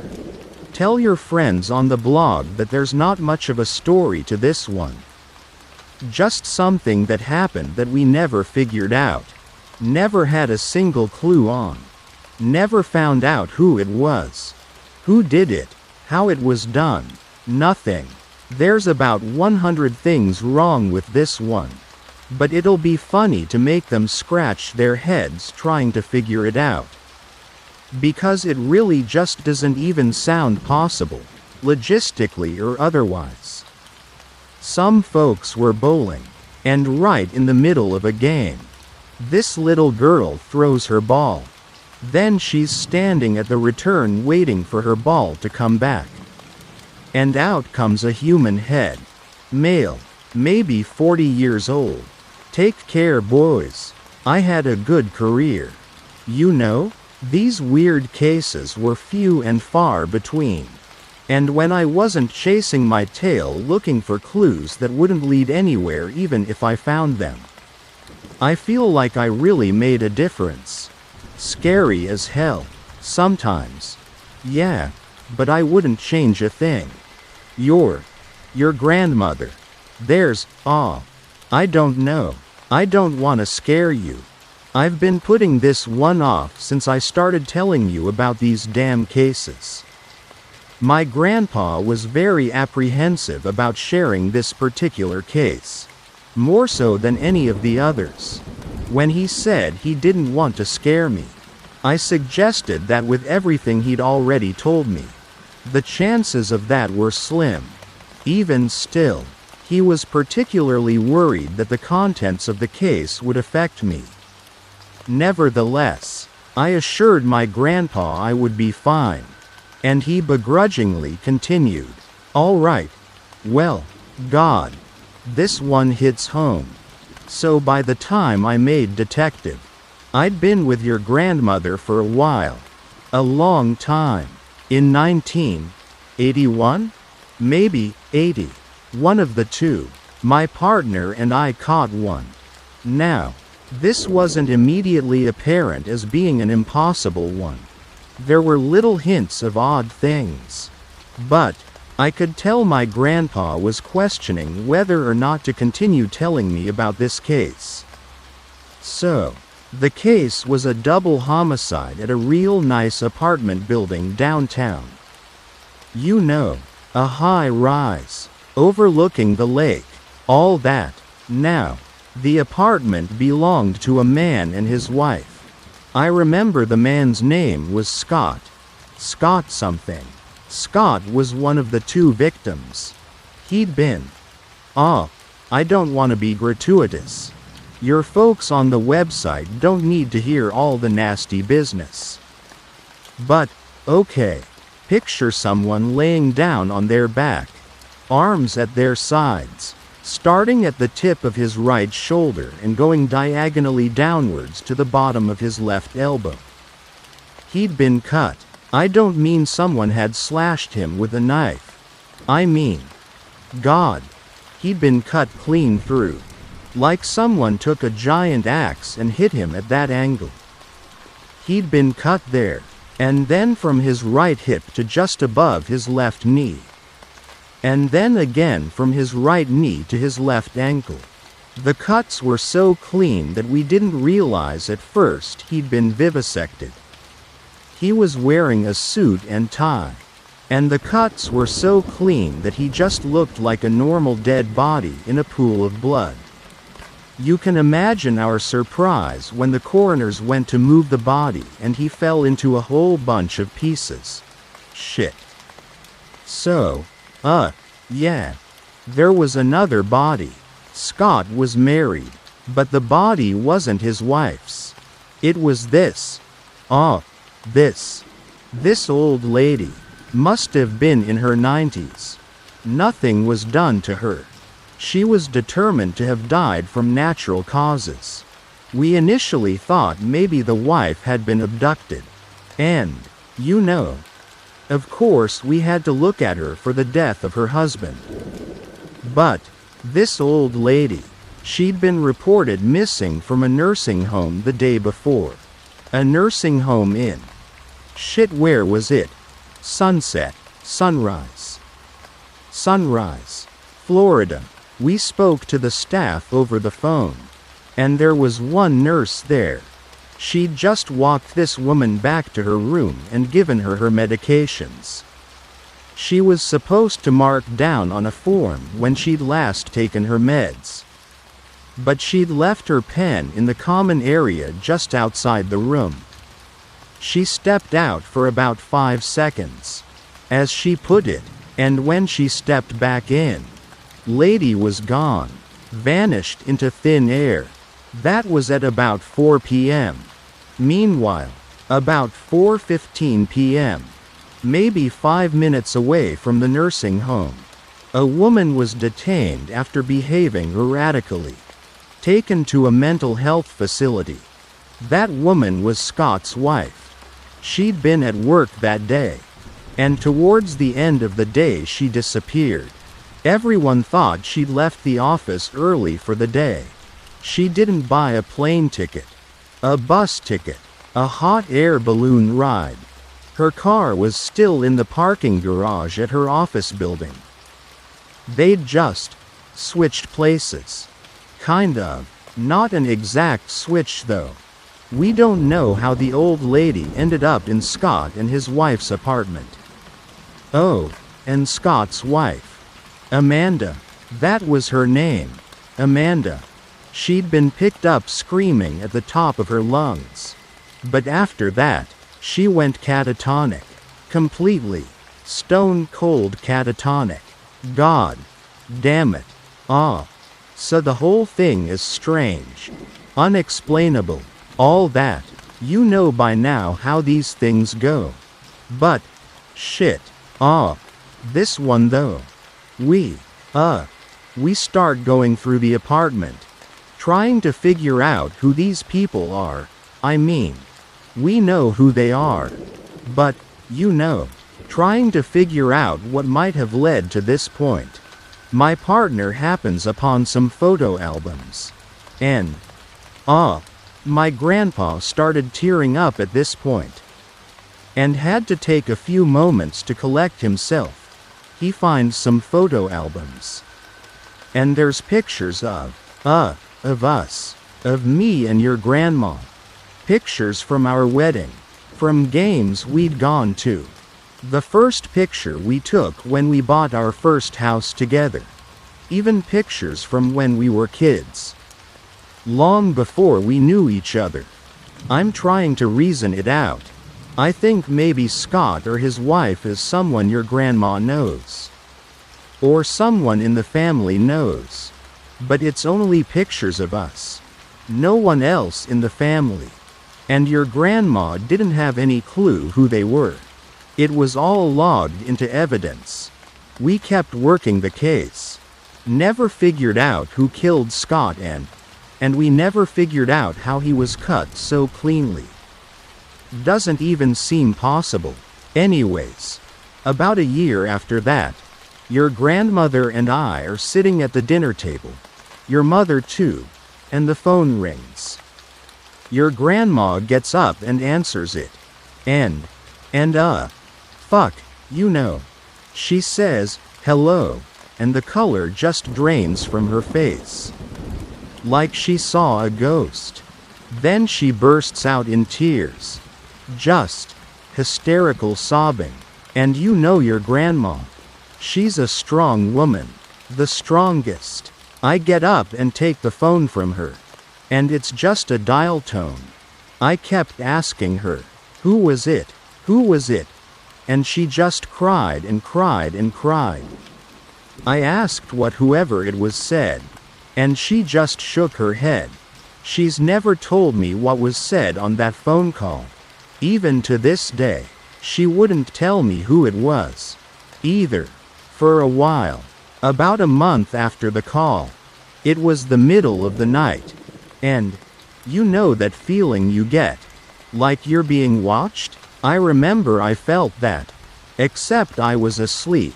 I opened my eyes and your grandmother was standing on my side of the bed. Just staring down at me. I didn't know how long she'd been there. But I damn near pissed myself. The hell you doing, Pat? I ask her. And she just looks at me and says, it was Amanda on the phone. After she said that, she took these weird, choppy steps back to her side of the bed. Like she was only moving one part of her body at a time to get where she was going. Her toes, then her foot, then her leg, and so on and so forth. It was goddamn. My grandpa tears up again. It was goddamn horrifying. I didn't go back to sleep that night. The next morning, when your grandma woke up, she had no memory of it happening. When I asked her if the person who had called her a month earlier had been named Amanda, she got real worked up and said she didn't want to talk about it. And then she got sick, physically sick, ran to the bathroom, threw up. Then that night, I woke up again in the middle of the night and your grandma was out of bed. The light in the hall was on. And the stairs to the attic were down. I went up there, and your grandma was. She was sleeping on the floor of the attic. And it looked like she'd gone through a bunch of boxes. There was a whole bunch of stuff we'd stored up there all thrown around. And she was sleeping next to some photo albums. Most of them were our old ones. But there was one, and it was pictures of Scott and Amanda. From their wedding day. From when they were kids. There was no reason we should have had it. And the album was in with a bunch of stuff we hadn't touched in years. I woke your grandma up. And she didn't remember going up there. By that point I was obviously onto different cases. And this one was just filed in with the other impossible ones. But, and I didn't notice this until years later, every year on May 12th. Your grandmother gets sick, real sick. It's gotten worse as the years have gone by. Remember last year, when she was in the hospital for a few days? Dehydrated? It was that. May 12th is Amanda's birthday. I've gone over everything more times than I can remember. Hundreds of times. Trying to find a connection. There isn't one. The closest thing to a connection between us and them that I could find was that my dad's brother, Alfred, he owned an apartment building on the east side where it was one of them. I think it was one of Scott's great aunts had rented. Something really far back and really meaningless. I've told you about a lot of these. And I know I've said that one or another was the one. The one I could never get out of my head. The one that still, after all these years, really gets to me. But this one. This is the one. This is the one that I still look into every year. I call over to the precinct and see if they've come across anything new. Of course they never have. Your mother. She's connected to it too. Some way. I'll let you ask her about it though. Or your grandma. But I'll bet she's not going to want to talk about it. You can. My grandpa went into a coughing fit and said he was done for the night. And that he didn't want to talk about the case anymore. On December 30th, while we were all at my grandparents' house, my grandfather was quite sick. But he'd mustered up all the energy he could so as not to drag the evening down. He was always thoughtful like that. We would have been happy to spend time with him in his room, if that's what was needed. But he refused. He wanted to be up and helping and talking and enjoying the night with all of us. At around 9 p.m., the phone rang. He was sitting in a chair in the kitchen. And he reached over to the desk behind him and grabbed the cordless phone. He said, "Hello," and as soon as he did, I saw the color drain from his face. His lips started quivering and his eyes welled up with tears. I quickly grabbed the phone from him and put it to my ear. But there was nothing but the 3 tones that generally accompany the "we're sorry, but your call cannot be completed as dialed" message. Repeating over and over. I looked to my grandpa and asked if he was okay. He simply looked at me and said, "It was Amanda on the phone." And with that, my grandfather took a look around the room, sat back in his chair, and passed on to the hereafter. When all of the funeral and will business was completed, I used the information my grandpa had given me in this case to reach out to a relative of Amanda, her sister Anne. I explained that I knew reaching out to the mental health facility she was at would be useless, as they couldn't and wouldn't divulge any information nor allow me to speak with her. Anne informed me that her sister had died just over 4 years earlier. And despite there being several people in the house, all of whom acknowledged hearing the phone ring, the phone records showed that my grandparents' home didn't receive a call anywhere near 9 p.m. on December 30th, 2019. I think of all the impossible cases my grandpa ever worked, this is the one that truly haunted him the most. In his memory, I'm going to continue his tradition of reaching out to his old precinct every year to see if any new developments have arisen.